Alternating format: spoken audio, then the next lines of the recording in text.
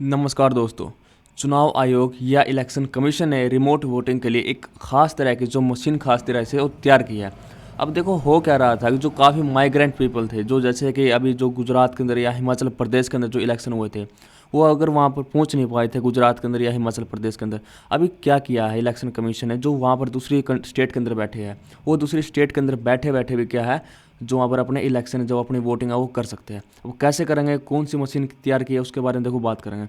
अब देखो क्या हो रहा था कि जो लोकसभा के अंदर जो पिछले 3 सालों में लोकसभा के अंदर जो चुनाव देखा गया है, जहाँ पर जो काफ़ी लोग वोट ही नहीं दे पा रहे थे, जो 1/3 जो काफ़ी लोगों ने क्या वोटिंग नहीं दिया था। 2019 के अंदर देखा जाए तो 91.20 करोड़ में से ओनली 67% लोगों ने क्या है वोटिंग की थी। और धीरे धीरे 2014 के अंदर क्या 66% लोगों ने वोटिंग की थी, और 2009 के अंदर ओनली 58% लोगों ने वोटिंग की थी। उसके बाद सुप्रीम कोर्ट ने भी 2015 के अंदर कहा कि क्या रिमोट वोटिंग के लिए कुछ एक ऐसा ऑप्शन निकाला जाए ताकि लोग दूसरी स्टेट के अंदर बैठे बैठे भी वोटिंग दे सके। फिर 2016 के अंदर इलेक्शन कमीशन की जो कमेटी बैठी और उसके ऊपर क्या रिमोट वोटिंग के लिए थोड़ा हल निकालने की कोशिश की। बट काफ़ी लोगों ने क्या अपना जो तर्क दिए, एक तरह से काम कर रहे थे वो ऑप्शन, उन्होंने अपना वो ऑप्शन दिए कि इंटरनेट वोटिंग करवा सकते हैं, या फिर प्रोक्सी वोटिंग करवा सकते हैं, या फिर अर्ली वोटिंग करवा सकते हैं कि पहले उनकी वोटिंग करवा लो फिर अपने जो यहाँ पर वोटिंग करवा लेंगे,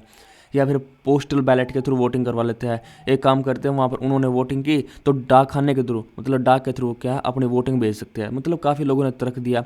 बट कहीं ना कहीं देखा जाए तो जो माइग्रेंट पीपल का जो आंकड़ा अभी तक समझ नहीं पा रहे कि कौन कौन से माइग्रेंट पीपल माने जाएंगे, या जो मतलब 4 दिन के लिए रहने के लिए गए हैं, या वो मतलब या 5 साल से 10 साल के लिए वो वहाँ पर मतलब दूसरी स्टेट के अंदर रह रहे हैं, तो कौन कौन सा ये आंकड़ा माना जाएगा। क्योंकि 2011 से मतलब जो सेंसस के अकॉर्डिंग कहा गया है कि 45% जो करोड़ लोग हैं वो दूसरी स्टेट के अंदर मतलब चले गए, जिसमें से 37% पॉपुलेशन है वो माइग्रेंट है, और जिसमें से 75% इनमें से जो 37% है उनमें से 75% क्या है वो शादी के बाद पूरी तरह से मूव हो चुके हैं दूसरी स्टेट के अंदर।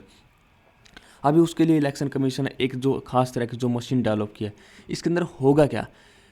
कैसे काम करेगी। देखो कहीं ना कहीं जो अभी इलेक्शन कमीशन है 28 तारीख को जो दूसरी पॉलिटिकल पार्टी है उनके सामने लेटर भेज दिया है। उन्होंने कहा कि 16 तारीख को एक तरह से इस वोटिंग का जो डेमो रखा जाएगा, और इसके बाद डेमो रखने के बाद जो आपको समझ में आए, आपको लगे ठीक है या ठीक नहीं है, जो आपकी जो प्रतिक्रिया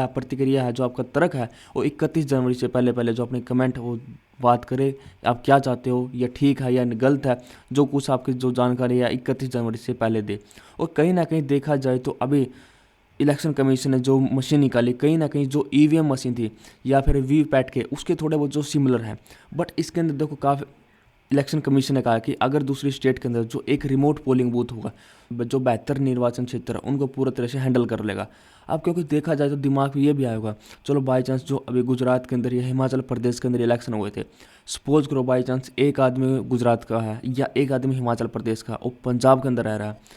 तो बाई चांस उसने क्या किया, सरकार ने रिमोट पोलिंग बूथ है पंजाब के अंदर लगा दिया। तो फिर चल बाई चांस मैं वोटिंग करने के चला भी गया पंजाब के अंदर, तो मुझे कैसे पता चलेगा कि मेरी पार्टी का जो मेरे स्टेट का जैसे गुजरात का है या हिमाचल प्रदेश का कौन सा लीडर है, या उसके सामने कौन कौन से निशान है, मैं किसको वोट दूंगा, मुझे कैसे पता चलेगा। कहीं ना कहीं देखा जाए तो यहाँ पर इलेक्शन कमीशन ने कहा कि अगर आप जाओगे, जैसे कोई एक तरह से डिस्प्ले होगी, यहाँ पर जैसे डिस्प्ले होगी, जो आप अपना जो आप वोटर आईडी कार्ड है वो आप जाओगे स्कैन करोगे बारकोड को, तो कहीं ना कहीं जो आपके सामने उस स्टेट के सारे जितने भी उम्मीदवार खड़े हैं उनके जो सामने निशान हो पूरी तरह से निशान आ जाएंगे, उसके बाद आपकी वोटिंग कर सकते हो।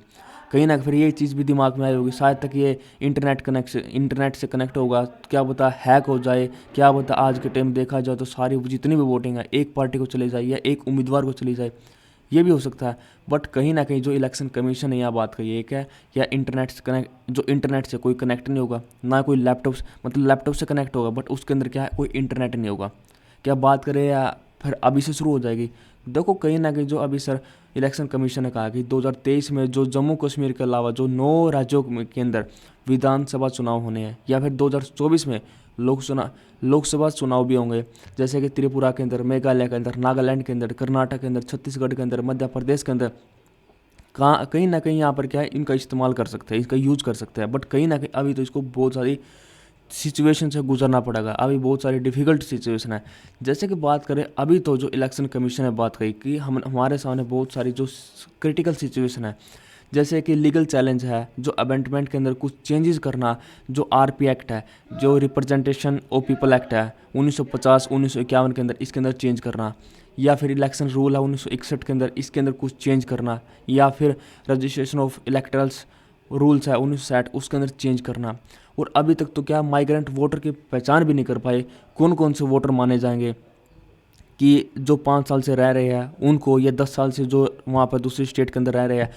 उनको वोटिंग करने का मौका दिया जाएगा। मतलब एक तरह से इसको भी डिफाइन नहीं कर पाए ये जो। या फिर एडमिनिस्ट्रेटिव चैलेंज है, जैसे कि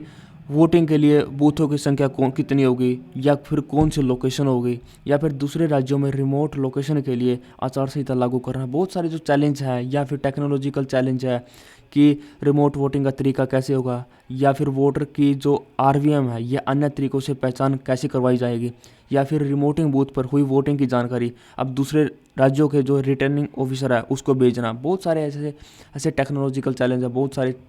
यहाँ से गुजरना पड़ेगा फिर, ताकि उसके बाद फिर क्या है बात कर पाएंगे। और अभी कहीं ना कहीं जो अपोजिशन पार्टी है कांग्रेस है, वो भी क्या है इसको लाने के लिए मना कर रही है कि यह चीज़ थोड़ी अच्छी नहीं है, इसको ना ही लाया जाए तो अच्छा है। तो ये सब चीज़ें आगे देखते हैं क्या कुछ होगा।